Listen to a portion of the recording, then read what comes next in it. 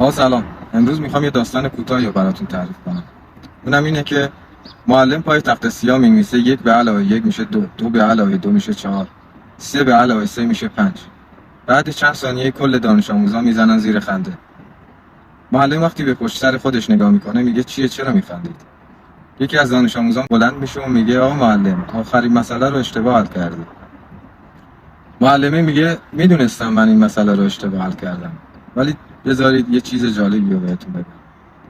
داستان ما آدما کلا اینجوریه. اگه صبح تا شب بیاید کار خوب انجام بدید، هیچ کی این کارهای خوبتو نمیبینه، ولی یه ذره پاتو کج اینور اونور بذاری، همیشه اون کار بدتو میبینه.